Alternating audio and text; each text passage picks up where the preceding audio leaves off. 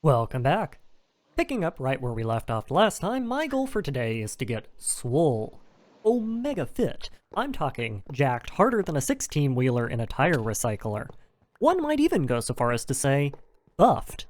Presently, the easiest way I have of doing that is via a protracted campaign of Nautical Nonsense, which is not something I wish, but I don't really have an alternative, hence why I am very slowly sneaking my way into a throne room set piece and stealing all the chairs. They're made out of emeralds. For you see, while I was swimming off on one of my little jaunts to reset the guardian spawns at the temple, I was hit with a pretty substantial lag spike, which is either a clear sign that another one of the giant ocean villages has spawned in, or that my computer components have tried to unionize again. Fortunately for the fair labor market, it was the former, and my immediate goal was to race into the fresh village while the NPCs were all still fresh and in their default-ish locations to try and quickly trade for some mending books before the villager got ganked, which did not go to plan. First off, mermaids. Seriously, just f*** mermaids. They're not even dangerous at this point, they're just annoying. Especially since I'm kind of on a time crunch here. Second off, I couldn't find the villager. Again. I got in fast enough and had enough land rendered around me that I don't think it was the parasites that got them either, so I don't know if they were patched out for being too overpowered, which, I mean, fair, or if they got ganked and I just didn't see it, or if I'm blind as a brick or what, but this is the second time I've missed out. It isn't the end of the world or anything, but it would have been nice to have, you know? It's not all bad, though. A phosphorescent chupacabra made the incredibly unwise tactical decision of spawning in next to an enormous body of water while I was farming, and I have done basically nothing other than suck up XP like a dirty little vacuum cleaner for the past 30 minutes, so of course I hunted it down and took it out. My reward for this very one-sided engagement was a legally distinct Pokeball containing a warg pet, which is actually not terrible.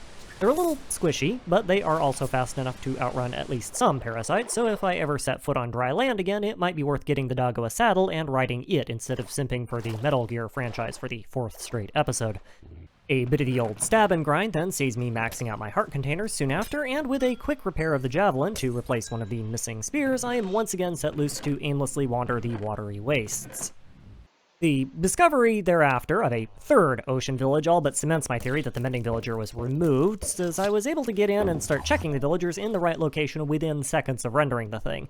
All I found was a bunch of green-robed ones, and I can't ever recall seeing any of them in the base version of the game, so unless I hear differently, I'm just going to assume that mending is not going to be happening from this set piece. Of course, I could just find a random mending book in a chest. That would work too, I guess. Quite by accident, this set piece also proves my theory about dragons spawning in naturally, as I'm accosted by some random lightning dragon with a mount whilst hunting fish in the water around the village. Hunting dragons with an aquatic build is remarkably simple, all things considered, since as soon as you can capture and keep the attention of a dragon, it will slowly fly down to meet you on the ground, and if the ground happens to be several fathoms of water, it will then get stuck, stop shooting at you, and subsequently drown itself, which is both sad for the dragon and really convenient for me. Literally the only thing you need to do to get this to happen is swim in circles to keep its attention and optionally shoot it a bit. The dragon just kind of does the rest. This happens with startling regularity, to the point that I am now no longer concerned about sourcing repairs for the foreseeable future. I don't know quite what the spawn rate on these things is exactly, but it's definitely not 0, and for once I'm not going to complain about that. Fortune further smiles upon me with the discovery of a very special set piece containing a brutal merchant. These are a new progression mechanic added in Dregora. Rather than crafting the soul stones for the endgame bosses directly, you have to instead defeat dungeons to collect coins, which you can then redeem with these special merchants to buy the crafting material used to make them. As a general rule, I can't imagine they're terribly difficult to find, given how much exploration the average run will do before it gets to the point where it's ready to take on the lost cities, but in my case, the real concern is parasites killing them all before I can trade with them, so I immediately flag their location on my map, run away, and resolve to never come back here again until I can buy the guy out. I do eventually run out of ocean, however, and it's starting to trend towards the colder months again, so it's time to start building up, settling down, and cracking open the many dungeons I've discovered on my travels. The first step to this is spending one of my precious mending books on enchanting an enchanted medkit, which despite the name was not actually enchanted until I did it myself. The state of the medical industry in RLCraft has me shaking my head. Get it together, folks. Effectively, this just turns the medkit into an item that turns XP balls into health, blah blah blah blah. We all know how mending works. So with my portable hypothermia counter locked and loaded, I can then start doing actually interesting things, like opening up dungeons and eating them for breakfast. Against most parasite mobs, I'm toast, but everything else in the overworld, well, kind of a different story, especially if I cheese past the entire dungeon in favor of heading straight into the loot room and blast the boss with multiple volleys of sharp and pointy to the forehead. The theory with this approach is that parasites can't break the chests and despawn the loot if I break in and grab everything I want within a 5-minute time period. If you ignore the part where I forgot to bring any torches and am forced to rub my eyeballs against my monitor to make out what I'm doing, this pretty much just works. Sort of. The real problem here is me. In short, I decided to species swap and got a little bit cocky, and rather than enact a war of extinction against the flying smurfs with toothpicks that keep appearing through the ceilings, I opted to try and tank them, pick up the chest, and skip them. The tanking part worked fine, but the smurfs broke my shoes in exchange, which were probably worth more than anything that would have been in the chest.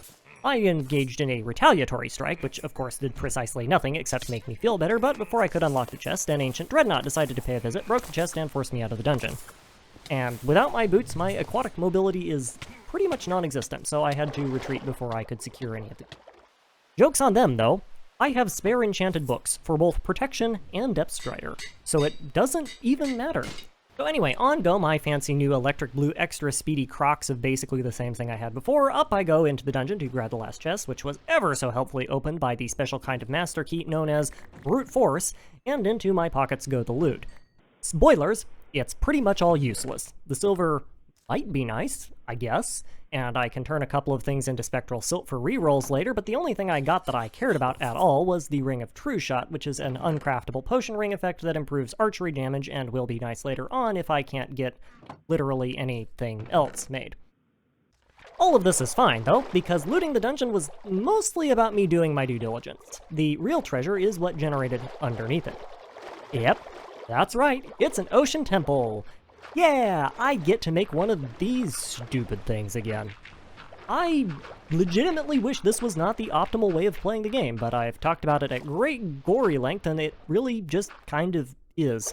Broadly speaking, once you can take out dragons, your gear is not going to get any better with regards to base materials. I may prefer golem equipment for the durability increase, but dragon scale and mending is good enough for just about everything, save slugging it out one-on-one with parasites day in and day out, and infused dragon bone equipment is basically the endgame choice for high DPS unless you're weird and like sentient weapons. Both of those options you can get all the way from the start of the game in the overworld with shockingly little effort from the same common, easily discovered resource, also known as dragons. The only meta progression left at that point then is bauble collection and rerolling, stacking mountains of XP for passes with diminishing returns, and farming out endgame enchantments, and with a good enough mob farm, you can triple dip all three of those without even having to play the game. I may dislike repeating tech for storytelling and video editing reasons, but with the game stacked this badly against me, yeah, no, I'm not going to be passing that up. So we're making a guardian farm out of dirt, because that is a famously structurally stable and durable block that is good for building high-risk mob farm designs, especially when parasites are present. Yeah, I'm not really sure what I was doing here. I did not think this through as well as I could have. So yeah, sit back, dear viewer, and let me tell you a tale. A tale of how I built a guardian farm in the middle of winter, in the dark, in the middle of a parasite apocalypse. Chapter 1. It's the middle of flipping winter. Obviously. Now, this doesn't present much of a practical impediment to me. Hypothermia does do negligible amounts of damage, especially when compared to my total HP pool, but it's far from the life-ending threat that it was at the start of the game, and it is pretty trivial to out-heal with my enchanted medkit. It doesn't really hurt. What it does do, however, is drive me up the wall as I'm forced to constantly listen to tick, tick, tick, tick, tick, tick, tick, tick, tick, tick, tick noises and compensate for camera flinch every time I take damage. Chapter 2. The Dark. I just made a ring of enchanted eyes. Yeah, it was easy. Really should have done that ages ago, but I don't really have an excuse. So yeah, that's a short chapter. Chapter 3. The Parasites. Being in the water may render them largely incapable of killing me, but annoying is something else entirely, and in that capacity they are still fully capable. Broadly speaking, parasites have a threat level that scales roughly with how big and dangerous they are. As part of that threat level, parasites with a higher level will inflict ever-increasing levels of fear on players in their proximity, which is a wonderful status effect that, among other things, gives the player a chance of failing whatever use action they're trying to complete, which includes things like eating or drinking or firing a bow, or more relevant to me, placing blocks. You would think, after dying to them 400-odd times, the fear would kind of lose its impact, but nope, it's still as fresh as the day we spawned. Honorable mentions in Chapter 3 also go out to all of the aquatic lycanite mobs, because with, I think, 2 exceptions, every single one of them have some sort of ability or effect that makes maneuvering in water inconvenient, slow, or dangerous, and forces me to deal with them every time they take objection to my presence, which is often, and constantly. Oh, and also lycanite events are still a thing. Chapter 4, lycanite events still happen, in case anyone was wondering. This one was honestly more funny than anything, though, because a lot of the mobs that spawned were cripplingly hydrophobic and died the instant they tried to attack me. But anyway, at the very least, taking apart the temple was a fairly simple process. Parasites are not what I would call particularly intentional creatures, but they make up for it in persistence, and having what amounts to an infinite source of mobs on the hoof, as it were, tends to attract them into areas that they inevitably grief the living daylights out of. And really, the deconstruction process here is less deconstruction and more cleaning up what little remains of the Swiss cheese hovel that they couldn't be bothered to take out for me. It does at least find a mimic, kind of a useless mimic since the flame pendant is an objectively worse version of the fire aspect enchantment in a can, but still, it's the thought that counts. Except no, actually, it really isn't. This is just pretty much useless.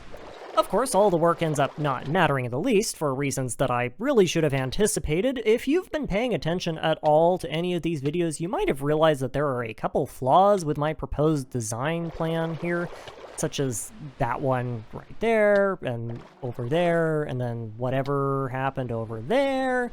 And also, there isn't really much of a floor anymore.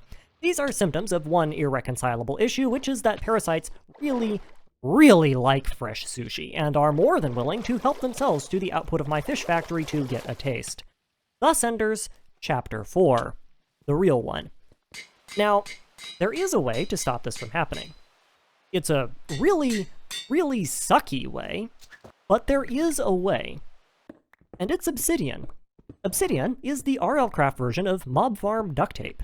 Tired of mobs mining their way out of their cages? Obsidian. Sick of accidentally severing the fabric of spacetime when you misclick with your Uber nunchucks? Obsidian. Need a block that won't be obliterated by the 30 kinds of cheese infernal mobs extrude from their various orifices every time they see a player? Obsidian. In addition to all of this, it is, as far as I am aware, the only easily player-sourced material that can no-sell the parasite panache, so we're going to be retrofitting the entire farm with this stuff, inside and out. Which actually isn't as bad as it sounds. A diamond pick with the Obsidian Breaker perk is already pretty fast, naturally, but when you slap Efficiency 6 on it with Quark, reroll it to Graceful Quality for a plus 15% passive mining speed buff, and crank a few cold ones to give yourself Haste 3, it breaks pretty fast, and I happen to be sitting on a mountain of it in the form of the entire dungeon that has slowly been evaporating under the wake of its continued existence whilst I was excavating the temple. So, yeah. This is basically my life now. If ever you wondered what my gameplay loop was like off camera, well, wonder no further. It's this. Fading back in sometime early spring, and quite a few things have changed here at Casa de Sashimi. First and most obvious, the dungeon that was dominating the landscape now is no longer dominating anything, and has been reduced literally to a shell of its former self, thanks largely to the constant presence of slightly hostile excavation equipment spawning on it constantly. I may have been munching away at the obsidian to fuel my underwater adventures, but everything else pretty much destroyed itself without any help from me. The next obvious is the Obsidian Guardian Hopper, which I just now am patching holes in, followed by the vast swath of surrounding landscape that bears the distinct hallmarks of extreme parasite energy. The, place kinda looks like a 2B2T spawn, and that is not a good thing. With the Obsidian chassis complete, the rest of the Guardian farm is pretty much just a bog-standard build, albeit one made easier via the addition of a bunch of modded mechanics that aren't present in the base game. There are a bunch of fluid interactions that I can exploit to make draining the area easier, for instance. For example, when a tile of ooze spreads, it will convert water blocks near to the spreading tile into compacted ice, making it a whole lot easier to make solid floors out of the surface of an ocean.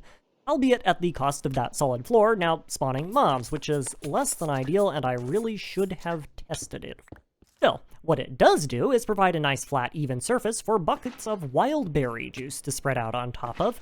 Wild berry juice, and most other flavors of fluids from Rustic for that matter, will delete source blocks of water as the fluid flows through them, but they don't spread infinitely themselves.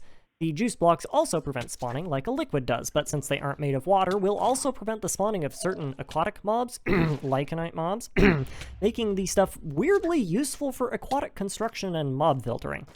What it doesn't do, however, is prevent guardians from spawning, so when I drain the last of it, I'm left with a pretty typical McDonald's Ballpit, which is to say sentient razor blades, naturally and artificially flavored red food coloring, and pee.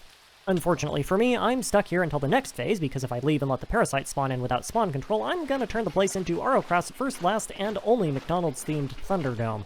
The next step is to flood the water chutes, which thankfully does not take all that long, but also thankfully does not spawn a pet dragon for me to deal with inside the danger box, so small mercies.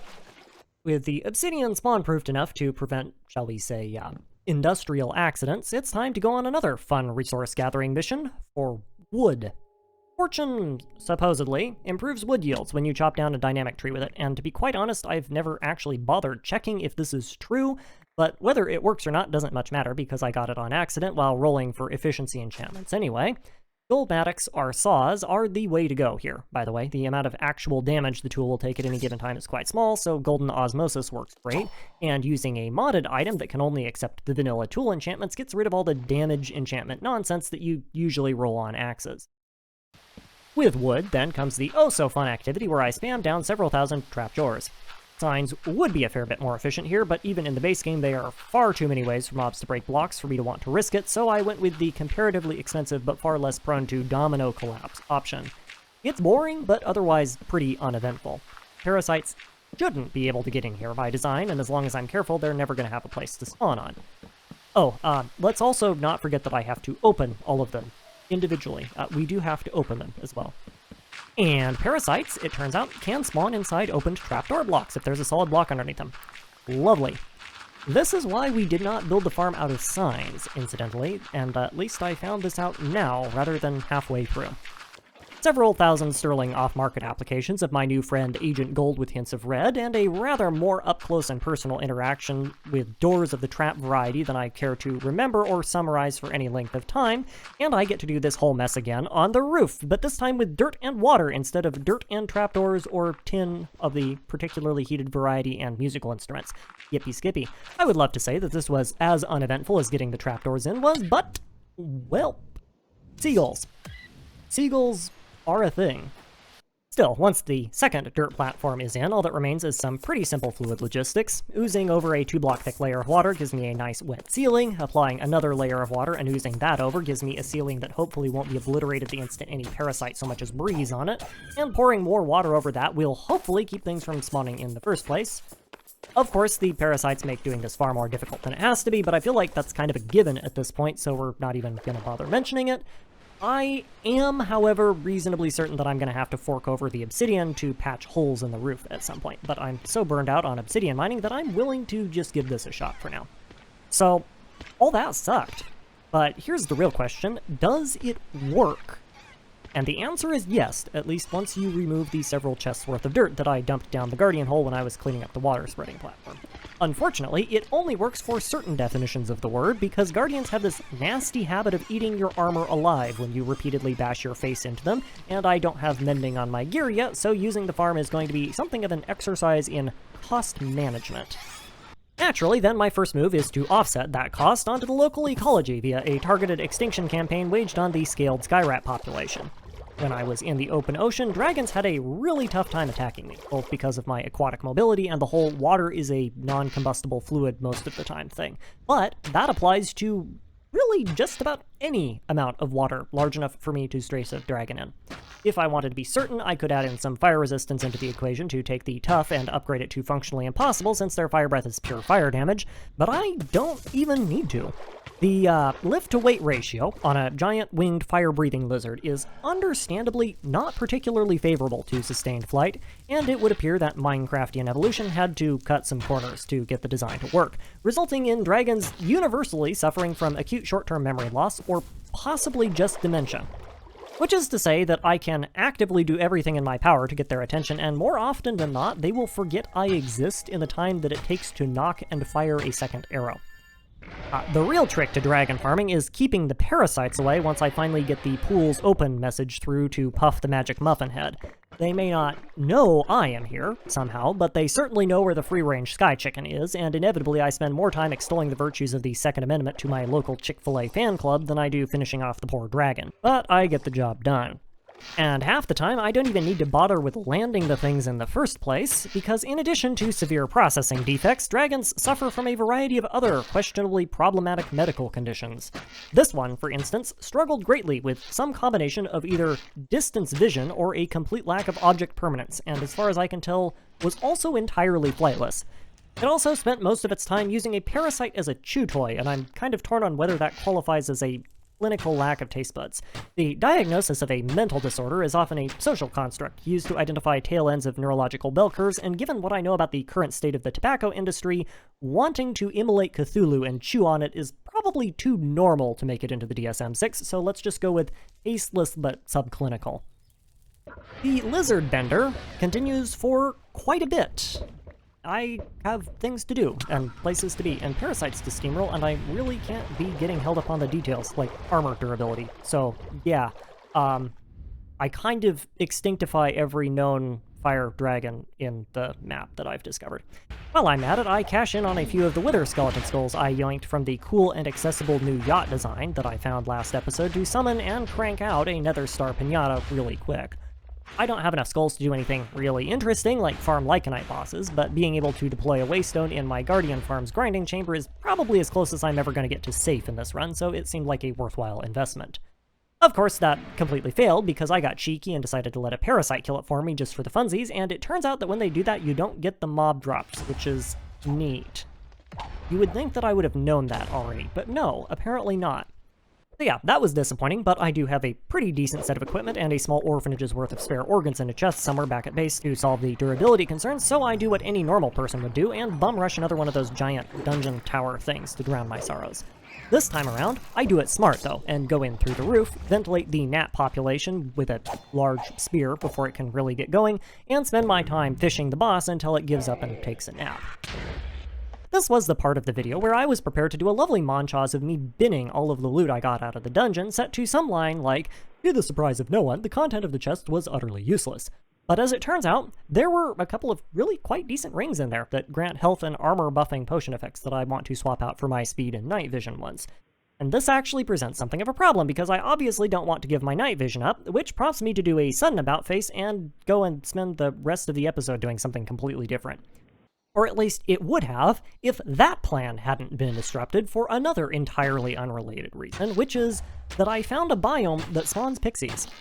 In the base game, pixies are limited specifically to spawning in flower forest biomes, which are both extraordinarily rare and an extraordinarily large pain in the butt to find because their texture on the atlas matches half a dozen other far more common variants. Well, either via sheer force of luck or a more favorable biome disposition, I have certainly found one now, or something close enough to count. So anyway, back to the original second goal of the mission, which was taking out that underground dragon I tripped across earlier, or trying to. It didn't go well. Right from the beginning, I was given a less than stellar insertion via a random parasite knocking me off the ledge when I drank my fire resistance potion and broke half my foot in the cave that I landed in 40 feet below. Not really the end of the world in the grand scheme of things, but annoying, and I have to heal it up in the middle of an enormous flooded cave full of high-level parasites, so that's not a great start. I then get visibility on the dragon precisely long enough to determine that yes, it still exists, and no, it's not big enough for me to make a bauble out of it before it takes off and flies out of the cave, so right then and there, the mission is already scuffed. Whatever, fine. I already drank the potion, I might as well kill the dragon. I got precisely one arrow into it before it flew away, and it is aggroed onto me, but it's also a little bit stupid and seems to think we're playing bobbing for apples in and out of my line of fire, so clear, clean shots are kind of hard to land. Thankfully, it already got its tail pushed in by the parasites, so I don't even have to hit it all that much before it goes down. Huzzah! Finally something went right. Now I just have to climb up and get it. Easy peasy, just add a water elevator, dig up to the dragon from underneath it, and oh hey there, long arms, how nice of you to drop in. That's a scuffed engagement if ever I saw one, and my cover is blown, so I pitch myself back down into the cave, heal up just enough to burn the slowness effect, and then slowly crawl away before the long arms can meet up with where it last saw me and finish the job. Excellent progress. Great. Anyway, I somehow still have my bucket of water with me, and the long arms buggered off ages ago, so we can just try again if I can somehow stop flailing aimlessly while sneak swimming. All I really need here is a few seconds, and oh great, the dragon corpse turned into infested dragons, because sure, why not? I didn't really need anything from it, but, you know, it would have been nice. Whatever. There are still chests down here, and I really wouldn't turn down an antidote vessel if a mimic was feeling generous, so I decided to try and stick my nose down the hole again before it got bit off. This very quickly paid off, however, though I only got feral claws out of the mimic. Still a good bauble, but melee combat is really not my scene, especially in a place like this, so I highly doubt I will get use out of it. It very quickly becomes apparent that this is not a normal dragon nest. For one, the nests are too small. For two, there is a family of cyclops roaming around for no discernible reason whatsoever, and for three, nests, plural, as in more than one, complete with more than one occupant in said nest, which in retrospect explains the abnormally high number of infested dragons I've been seeing around the place. I was able to secure a second dragon kill pretty quickly, and there was a third in the distance that I wanted to check out, but I got interrupted by a glitched out immortal lycanite mob right as my sword broke, and was forced to mirror out of the area before I could get it, which is honestly fine because I didn't exactly come down there expecting a prolonged engagement. A quick rest, repair, and resupply, and 10-minute transcontinental crouch walk later, and I'm back at it and ready to rumble. Knowing now that all these dragons are tier 3s kind of takes a lot of the pressure off to secure a kill before the parasites do, because I don't really need any more dragons, but I still haven't rolled my endgame weapons, so it would be worth taking them out and juicing them if I can. I instead got distracted cracking open minecart chests because I have the attention span of a squirrel in a nut factory, and then an unfortunate cover break due to a skeleton spawner living up to its namesake a bit too assertively saw me backed into a corner tanking hits from a parasite because my mirror was disabled. Yeah, I really felt like making that trip again, sure. Trip 3 almost ends up going the same way as Trip 2 thanks to a 4-star parasite that I just had to take out, so I shot it. Turns out that one of its 4-star perks was a 3-kilogram caffeine enema, and the thing beat the daylights out of me before I could get some water down to nerf its movement fast enough to get away. It didn't even have good enchanted books. Cheap piece of junk. Also, yeah, this happens. Thanks, Lycanites, I really wanted the parasites agitated. That's gonna help tremendously. Between Lycanite events, parasites, and the general chaos that is trying to navigate a cave system where everything is constantly running around, cracked out of its mind in circles, trying to hit, shoot, infect, infest, or parboil anything that moves, I was only able to secure one more dragon corpse before I ran out of dragons and my armor was too damaged to continue, which forced me to pull out for a 4th time without completely exploring the cave.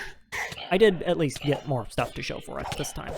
If nothing else, it's nice to be playing the game as intended for once. The threat level of parasites is such that I can pretty reliably take out 1 or 2 low-tier ones without much issue, but anything stronger than that forces clever engagement and avoidance tactics, and it's a weirdly engaging way of playing the game. If this is how people normally approach RLCraft-style mod packs, I gotta say, I kinda get the appeal. At the end of it all, however, lies the first piece of real treasure, a Lycanite dungeon. But not just any Lycanite dungeon, a Lycanite dungeon that somehow hasn't been obliterated by parasites with such rare and special things as living bosses that haven't been marmalized into a fine patina. Mind you, there is a spider with an elephant trunk that is really trying its hardest to fix that, but I got in there first, which means that I get to yoink the loot. It ended up mostly just being useless diamonds and diamond gear with a dash of baubles in the mix, and is nothing special, but I see this as a symbolic victory over the forces of Big Noodle, so I am still going to count it as a win. The second bit of loot is even more important, though, because I got very, very lucky. A random villager set piece thing spawned in deep underground, hidden inside a giant mine shaft, and its chests have crafting runes in their loot tables. After a very prolonged looting spree, I ended up finding a full dozen of these, albeit with a couple of duplicates, and more importantly, now know where to look if I want to find the rest. It's impossible to say whether these will be enough for the golem armor without a rune reader, and I am far from ready to enchant the gear in the first place, but both of those will have to wait until the next episode, however. For now, thank you for your time, and I hope you enjoyed.